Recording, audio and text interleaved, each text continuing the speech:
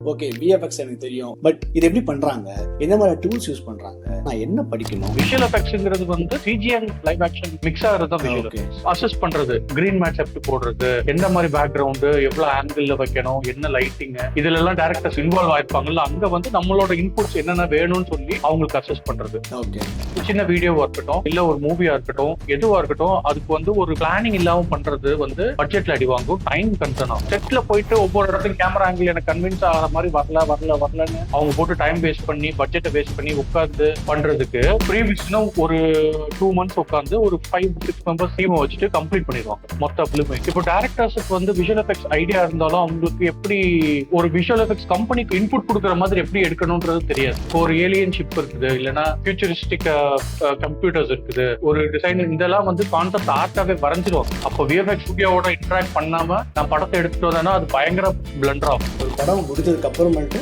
இங்கதான் வந்து எனக்கு தெரிஞ்சு மெயின் ஃபீச்சரே ஸ்டார்ட் ஆகுதுன்னு நினைக்கிறது. ஏய் ஹலோ டிசைனர்ஸ், இது டிசைன் டீ டாக்ஸ் பாட்காஸ்டுடைய அடுத்த எபிசோட், அன்லாக்கிங் விஎஃப்எக்ஸ் இண்டஸ்ட்ரி அப்படின்ற ஒரு டைட்டில்ல. இந்த எபிசோட்ல நம்ம கூட அருண் அவர்கள் இருக்காரு. இந்த பாட்காஸ்ட்ல நம்ம கவர் பண்ணக்கூடிய விஷயம் சூப்பர் ஹீரோஸ் இருக்காங்கல்ல. நம்ம வந்து சினிமாவில் வந்து ஒரு சூப்பர் ஹீரோஸ் பார்க்குறோம், ஈவன் அவெஞ்சர்ஸ்ல அயன்மேன் பார்க்குறோம், ஹல்க் பார்க்குறோம், அண்ட் ஈவன் தோ நம்ம தமிழ் சினிமா இண்டஸ்ட்ரியில கூட நம்ம நிறைய விஎஃப்எக்ஸ் சீன்ஸ் வந்து நம்மளால பார்க்க முடியுது. அண்ட் சின்ன வயசுல இருந்து நமக்குள்ள ஒரு கியூரியாசிட்டி இருக்கும். இந்த விஷயங்கள்லாம் இருக்குல்ல, இந்த விஎஃப்எக்ஸ் அப்படின்னு சொல்றோம்ல, இது எப்படி பண்றாங்க? டபுள் ஆக்ஷன் ஆகட்டும், இல்ல சின்ன சின்ன ஒரு பிளாஸ்ட் பண்றது, ஒரு பெரிய கட்டடமா இருக்கும் அது இடிஞ்சு விழுறது, அண்ட் இந்த மாதிரியான விஷுவல் எஃபெக்ட்ஸ் வந்து எப்படி பண்றாங்க? இந்த ஒர்க் ஸ்ட்ரீம்குள்ள நான் போகணும் அப்படின்னு நினைச்சோம் அப்படின்னா அதுக்கு நான் என்ன படிக்கணும்? இதுக்குள்ள இருக்கிற சின்ன சின்ன டொமைன் எப்படி ஒர்க் ஆகுது அப்படின்ற விஷயங்களை நாங்க தொடர்ந்து பேசிட்டு இருக்கோம். அந்த பாட்காஸ்டுடைய கண்டினியூஷன் பார்ட் தான் இது. இன்கேஸ் நீங்க பார்க்கல அப்படின்னா அதையும் பார்த்துடுங்க. ஹலோ அருண், எப்படி இருக்கீங்க? ஹலோ பாலன், நான் ரொம்ப நல்லா இருக்கேன். ஆல்ரெடி நான் வந்து பார்ட் 1 சொல்லியிருப்பேன். அருணுக்கும் எனக்கும் வந்து ஒரு 15 years மேல ஒரு ஃப்ரெண்ட்ஷிப் இருக்கு. ஸோ அந்த அடிப்படையில நான் அருணை வந்து டைரக்டாவே வந்து சொல்றா நல்லா இருக்கியாடா அப்படின்ற மாதிரி தான் பேசுவேன். பட் இந்த பாட்காஸ்ட்காக எனக்கு ஃபார்மலா பேச வேணாம் அப்படின்ற மாதிரி தோணுது. பட் இதே போலவே நம்ம கண்டினியூஷன் பண்ணி பேசலாம். அண்ட் அருணை பத்தி நான் சொல்லணும் அப்படின்னா, அருண் அவரோட கெரியரை வந்து 3D டிசைனரா ஸ்டார்ட் பண்ணி, தென் மோஷன் கிராஃபிக்ஸ், அதுல இருந்து ஒரு விஎஃப்எக்ஸ் ஆர்டிஸ்டா ஸ்டார்ட் பண்ணி, தென் இப்போ கெரியர்ல ஒரு எம்என்சில லைன் ப்ரொடியூசரா ஒர்க் பண்ணிட்டு இருக்காரு. லைன் ப்ரொடியூசர்னா என்ன, அண்ட் இந்த விஎஃப்எக்ஸ் இண்டஸ்ட்ரிக்குள்ள இருக்கிற டிசைன் ரிலேட்டடான ஒர்க் ஸ்ட்ரீம்ஸ் என்ன மாதிரியான இருக்கு, அருண் என்ன பண்றாரு அப்படின்ற விஷயங்களை தான் இந்த பாட்காஸ்ட்ல பேச போறோம். அதுக்கு முன்னாடி அருண் வந்து அவரை பத்தின ஒரு சின்ன ஒரு இன்ட்ரோ அண்ட் விஎஃப்எக்ஸ் இண்டஸ்ட்ரியை நாம எப்படி பாக்குறோம் அப்படின்ற ஒரு விஷயங்களையும் அருண் நம்ம கிட்ட சொல்லுவாருன்னு நினைக்கிறேன். சொல்லுங்க அருண், எப்படி இருக்கீங்க? என்ன உங்களை பத்தி என்ன சொல்ல போறீங்க? என்னை பத்தி நீ நிறைய விஷயங்கள் எக்ஸ்பிளைன் பண்ணிட்ட. பட் இருந்தாலும் ஆஸ் யூ ஸ்டேட்டட், நான் வந்து ஒரு 3D ஆர்டிஸ்டா என்னோட கெரியர் ஆரம்பிச்சு ஒரு 8 years ஜெனரலிஸ்டா எக்ஸ்பீரியன்ஸ் ஆனதுனால நான் வந்து ப்ரொடக்ஷன் லைனுக்குள்ள ஜம்ப் பண்ணணும்னு நினைச்சு நான் வந்து ஒரு கம்பெனில லைன் ப்ரொடியூசருக்கு அப்ளை பண்ணி எனக்கு அதுல லைன் ப்ரொடக்ஷன் கிடைச்சிச்சு. ஆஸ் அ ஜெனரலிஸ்ட் வந்து எனக்கு பாஸ்ட் நாலேஜ் இருக்கும் எல்லா டிபார்ட்மெண்ட்லயும், பிளஸ் அவங்களோட ஈஸி கம்யூனிகேஷன், அவங்க என்ன சொல்றாங்கன்றத புரிஞ்சுக்க முடியும்ன்றனால என்ன அவங்க ஹையர் பண்ணாங்க. I did my best in that company. அதுக்கப்புறம் என்னோட ப்ரொடக்ஷன் லைன் ஓரியன்டா வேரியஸ் டொமைன்ஸ்ல மாறி இருக்கேன். மார்க்கெட்டிங் ஒர்க் பண்ணிருக்கேன், காமர்ஸ் ஒர்க் பண்ணிருக்கேன். பட் என்னோட மேஜர் இயர்ஸ் ஆஃப் எக்ஸ்பீரியன்ஸ் வந்து ஆஸ் அ ப்ரொடக்ஷன் விஎஃப்எக்ஸ் இண்டஸ்ட்ரியில தான், as a line producer. Okay, இந்த லைன் ப்ரொடியூசர்னா என்ன? இந்த லைன் ப்ரொடியூசர் என்ன பண்ணுவாங்க? பேசிக்கா லைன் ப்ரொடியூசர்னா கிளையண்ட் கிட்ட இருந்து வர்ற ஸ்கோப் ஆஃப் ஒர்க் அண்டர்ஸ்டாண்ட் பண்ணி நம்ம வந்து எந்தெந்த டிபார்ட்மெண்ட்ல விஎஃப்எக்ஸ் ஃப்ளோ ஆகணும் அப்படின்றத சூப்பர்வைசர் இருந்து தெரிஞ்சுக்கிட்டு அதை வந்து ஷெட்யூல் பண்ணி டயத்துக்குள்ள ஒர்க் பண்ணி அவுட்புட்டை டெலிவர் பண்ணணும் கிளையண்ட். சோ இதுக்கு இந்த ஹோல் பைப்லைனுக்கு நம்ம தான் இதான் லைன் ப்ரொடியூசரோட நேச்சர். ஓகே, அதாவது வந்து இந்த விஎஃப்எக்ஸோட எண்ட் டு எண்ட் ஜர்னியை வந்து டிரைவ் பண்ணி போறது வந்து லைன் ப்ரொடியூசர் தான். ஆமா, ஃப்ரம் கிளையண்ட் டெஸ்கிரிப்ஷன்ல இருந்து மறுபடியும் கிளையண்ட் டெலிவரி வரைக்கும் ஒரு சிங்கிள் ஷாட் எப்படி ஃப்ளோ ஆகும் அப்படிங்கிறது தான் நம்ம என்ஷூர் பண்ணணும். ஓகே, நம்ம பார்க்க முடியாத ஒரு விஷயம் பிஹைண்ட் தி ஸ்கிரீன் அப்படின்னு சொல்லுவோம். பிஹைண்ட் தி ஸ்கிரீன்ஸ்ல ஏகப்பட்ட டெக்னாலஜிஸ் யூஸ் பண்ணி நம்ம நிறைய விஎஃப்எக்ஸ் வந்து பண்ணிட்டு இருக்கோம். பட் ஈவன் தோ இப்போ எனக்கு தெரிஞ்சு லேமேன் கூட வந்து தெரியுது ஈஸியா வந்து ஓகே இது வந்து சிஜி தான், இது வந்து கிராபிக்ஸ் பண்ணிருக்காங்க அப்படின்ற மாதிரி சொல்றாங்க இல்லையா? ஸோ அந்த அளவுக்கு வந்து அட்வான்ஸ் அண்ட் அவேர்னஸ் வந்து கிரியேட் ஆயிருக்குது. பட் ஈவன் தோ அந்த அவேர்னஸ் கிரியேட் ஆயிருந்தாலும் அவங்களுக்குள்ள ஒரு சின்ன கொஸ்டின் இருக்கும். என்ன கொஸ்டின் அப்படின்னா, இன்கேஸ் நான் வந்து ஒரு டிசைனரா விஎஃப்எக்ஸ் இண்டஸ்ட்ரிக்குள்ள வரணும் அப்படின்னா எனக்கு முதல்ல நான் தெரிய வேண்டிய விஷயம் இந்த விஎஃப்எக்ஸ் இண்டஸ்ட்ரி எப்படி ஒர்க் ஆகுது, இந்த போஸ்ட் ப்ரொடக்ஷன் ஸ்டுடியோ அப்படின்னு சொல்றாங்கல்ல, இந்த போஸ்ட் ப்ரொடக்ஷனோட பைப்லைன் என்ன, இதுக்குள்ள இருக்கக்கூடிய கம்ப்ளீட் டெசிக்னேட்டட் ப்ரொஃபைல்ஸ் என்ன இருக்கு. எனக்கு தெரியும் இதுல ஏகப்பட்ட ப்ரொஃபைல்ஸ் இருக்கு அப்படின்னு சொல்லி. பட் இந்த அவேர்னஸ் கிரியேட் பண்ணணும் அப்படின்ற ஒரு விஷயத்துக்காக மட்டும்தான் இந்த பாட்காஸ்ட்ல நான் அருணை வந்து பேசணும் அப்படின்னு கூப்பிட்டது காரணம் காரணமே வந்து மேஜரான ஃபேக்டரே வந்து இதுதான். ஏன்னா நிறைய பேருக்கு வந்து ஈவன் தோ இப்போ வரைக்குமே வந்து நமக்கு வந்து ஓகே விஎஃப்எக்ஸ் எனக்கு தெரியும், ஓகே ரோட்டோனா என்னன்னு தெரியுது, ஓகே டபுள் ஆக்ஷன் பண்றாங்க, இது வந்து சிஜி தான் அப்படின்னு கண்ணு நம்மளால சொல்லிட முடியும். பட் இது எப்படி பண்றாங்க, எந்த மாதிரி டூல்ஸ் யூஸ் பண்றாங்க, நான் இன்கேஸ் இதை படிக்கணும் அப்படின்னு நினைச்சேன்னா நான் என்ன படிக்கணும் அப்படின்ற ஒரு அவேர்னஸ் வந்து இப்போ இருக்க யங்ஸ்டர்ஸ்க்கும் சரி, இல்லை ஆல்ரெடி டொமைனுக்குள்ள வரணும்னு நினைச்சவங்களும் சரி, இல்லை டொமைன்ல இருக்கிறவங்களுக்கும் இது ரிலேட்டடான ஒரு இன்ஃபர்மேஷன்ஸ் கொடுக்கறது ரொம்ப ரொம்ப ஹெல்த்தியான ஒரு விஷயமா நான் பாக்குறேன். அப்படின்ற பட்சத்துல ஒரு விஎஃப்எக்ஸ் அப்படின்னா அந்த ஒரு போஸ்ட் ப்ரொடக்ஷன் ஸ்டுடியோக்குள்ள இருக்கிற பேஸ் பைப்லைன் என்ன, தென் அதுல இருந்து நம்ம டீப் டைவ் பண்ணி போலாம். ஓகே போல ஷூர்.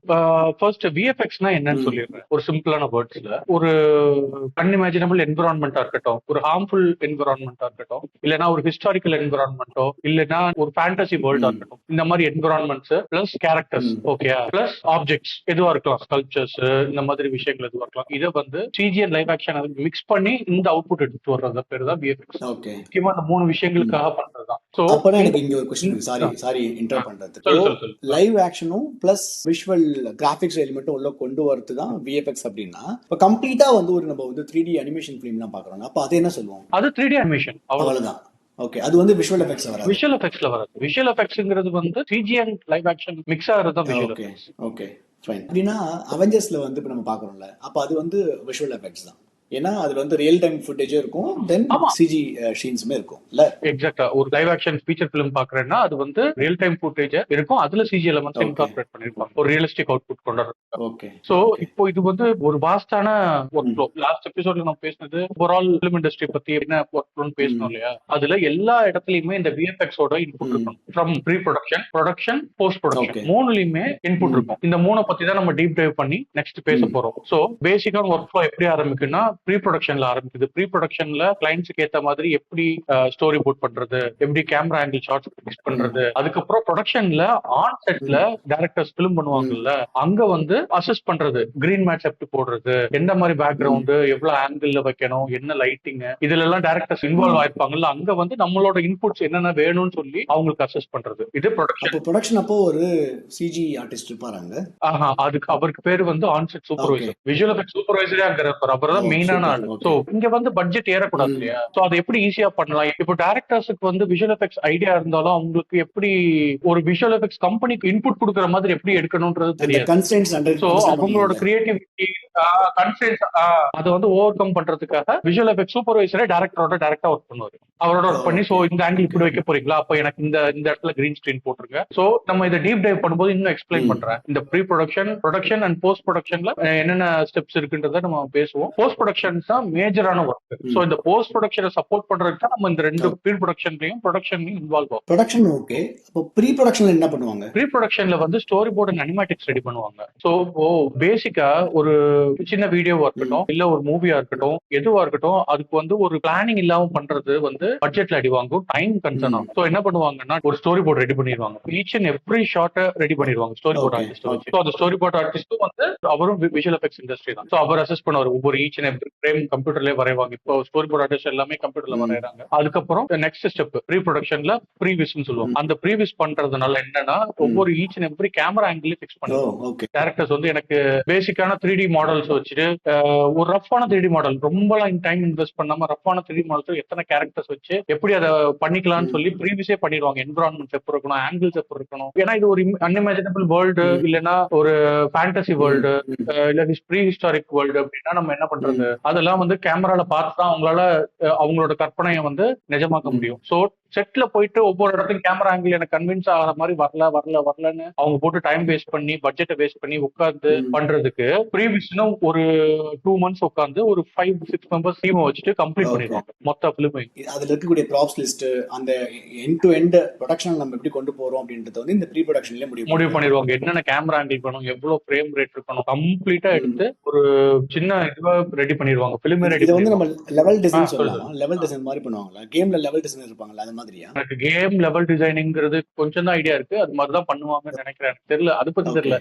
ஓகே, ஸோ அதுவாகவும் இருக்கலாம். ஏன்னா லெவல் டிசைனிங் பத்தி நான் தெரியும், பட் அவ்வளவு இன்டெப்தா நான் படிச்சது கிடையாது கேமிங். ஸோ ப்ரீவியஸ் மாதிரி ரெடி பண்ணி மொத்த ஃபிலிமையும் ரெடி பண்ணி வச்சிருவாங்க. அவங்களுக்கு வந்து பயங்கர time savings and budget saving ஆகும். செட்ல போயிட்டு எனக்கு இந்த மாதிரி தான் கேமரா ஆங்கிள் வைக்க போறேன், ஆக்டர்ஸ் எங்க நிக்கணும், என்னென்ன செட் ப்ராப்பர்ட்டி வேணும் வேணாம் எல்லாத்தையுமே டிசைட் பண்ணிடுவாங்க. எனக்கு இந்த இடத்துல ஒரு கொஸ்டின் இருக்கு. அப்படின்னா இந்த இப்ப இந்த ப்ரீ ப்ரொடக்ஷனுக்கு உண்டான ஒரு விஷயம் இருக்குல்ல, இப்போ இந்த இடத்த வந்து இது இப்பதான் ஸ்டார்ட் பண்றாங்களா, இல்ல வந்து ஏர்லி ஸ்டேஜ்ல இருந்துச்சா? 80s 90sல இருந்து இது போல இருந்துச்சா, இல்ல இப்பதான் அட்வான்ஸ்டா கொண்டு வந்திருக்காங்களா? ஏர்லி ஸ்டேஜஸ்ல இருந்துச்சு, தியரிட்டிக்கல் அண்ட் ஐடியாவா இருந்துச்சு. இந்த ஸ்டோரி போர்டுங்கிறது வந்து நம்ம எக்ஸாக்டா எனக்கு எந்த இயர் ஆரம்பிச்சு ஃபர்ஸ்ட் ஸ்டோரி போர்டு எப்போ பண்ணாங்கன்ற ஐடியா இல்ல. பட் ஆனா எனக்கு தெரிஞ்சு 2000க்கு மேல கம்ப்யூட்டர்ஸ் எல்லாம் எப்போ எவால்வ் ஆக ஆரம்பிச்சுச்சோ அப்பதான் வந்து ப்ரொடக்ஷன் டிசைனையே வந்து இன்ஃப்ளூயன்ஸ் பண்ண ஆரம்பிச்சாங்க. இப்போ ரீசெண்டா சிஜி எல்லாம் பயங்கர டெவலப் ஆனதுக்கு அப்புறம் தான் ப்ரீவியஸ் எல்லாம் கொண்டு வர ஆரம்பிச்சாங்க. ப்ரீவியஸ்னு ஃபர்ஸ்ட் கேள்விப்படும் போதே வந்து 2016 அப்பதான் ஒரு படத்துக்கு வந்து ப்ரீவியஸ் பண்ண ஆரம்பிக்கிறோம். அதுக்கு முன்னாடியே ப்ரீவியஸ் பண்றாங்க, சின்ன சின்ன சின்ன ஃபிலிம்ஸ் ப்ரீவியஸ் பண்ணிருப்பாங்க. பட் நான் கேள்விப்பட்ட 2016 ஃபர்ஸ்ட் டைம் வந்து ப்ரீவியஸ் ஒன்று பண்ணுவாங்க படத்துக்கு. எதுக்காக பண்றாங்கன்றது நான் தெரிஞ்சுக்கிட்டது. ஸோ இதுல மூணாவது ஸ்டெப் வந்து concept art and design. So இந்த கேமரா ஆங்கிள்ஸ் தான் செட் பண்ணிட்டாங்க இல்லையா, கான்செப்ட் ஆர்ட்ஸும் ரெடி பண்ணிடுவாங்க. ஹீரோ எப்படி இருக்கணும், ஹீரோட காஸ்டியூம்ஸ் எப்படி இருக்கணும், ஹீரோயின் என்ன பண்றாங்க, எப்படி காஸ்டியூம்ஸ். இப்போ 2 படைகள் இருக்குன்னா ஒரு படைக்கு எப்படி காஸ்டியூம் டிசைன், அதுல வந்து ஒரு படையோட யானை படைக்கு எப்படி இருக்கணும் டிசைன், என்ன மாதிரியான கலர்ஸ் இருக்கணும், ஃப்ரண்ட் லைன் சோல்ஜர்ஸுக்கு எப்படி இருக்கணும் டிசைன், அந்த மாதிரி 2 படைகளுக்கும் டிசைன் இதெல்லாமே கான்செப்ட் ஆர்ட் அண்ட் டிசைன்லயே ரெடி பண்ணிடுவாங்க. இதெல்லாம் ப்ரீ ப்ரொடக்ஷன்லயே வந்து. ஸோ இதுக்கப்புறம் தான் வந்து அவங்க ப்ரொடக்ஷன் போவாங்க, எவ்வளவு ப்ராப்பர்ட்டிஸ் தேவை, இதெல்லாம் பட்ஜெட் செட் பண்ணி அந்த விஷயங்கள் பண்றதுக்கு இது பயங்கர கம்ப்ளீட்டா ஹெல்ப்ஃபுல்லா இருக்கும். ஏன்னா விஷுவலா உனக்கு கையில இருக்குது, இதுதான் பண்ண போறோன்ற. ஸோ டைம் எக்கச்சக்கம் சேவ் ஆகும், பட்ஜெட் எக்கச்சக்கமா சேவ் ஆகுது. ஸோ ப்ரீ ப்ரொடக்ஷன்ல இந்த லெவல்ல முடிச்சிருவாங்க. இந்த 3 ஸ்டெப்ஸ்ல ப்ரீ ப்ரொடக்ஷன் முடிச்சிருவாங்க. ஓகே, இப்போ நம்ம வந்து ஒரு குயிக் ரீகால் மாதிரி பண்றோம் அப்படின்னா ப்ரீ ப்ரொடக்ஷன்ல ஒரு 3 ஸ்டேஜஸ் இருக்கு இல்லையா? ஆமா, story board and animatics, previous and concept art and design. Okay, concept art and design. இப்போ ஒரு ஏலியன் ஷிப் இருக்குது, இல்லனா ஃபியூச்சரிஸ்டிக் கம்ப்யூட்டர்ஸ் இருக்குது, ஒரு டிசைன், இதெல்லாம் வந்து கான்செப்ட் ஆர்ட்டாவே வரைஞ்சிருவாங்க. இது வந்து கிட்டத்தட்ட ஒரு வந்து பிஓசி ப்ரூஃப் ஆஃப் கான்செப்ட் மாதிரி. ப்ரூஃப் ஆஃப் கான்செப்ட் அதான். ஒரு கான்செப்ட் கார் எப்படி இருக்கும், ஒரு ஆடியில ஒரு கான்செப்ட் கார் ரெடி பண்றாங்க அப்படின்னா ஃபியூச்சரிஸ்டிக் கார் எப்படி இருக்கும்ன்றத வரைஞ்சு காமிப்பாங்க இல்லையா, அது மாதிரி டிஜிட்டல் ஆர்ட்.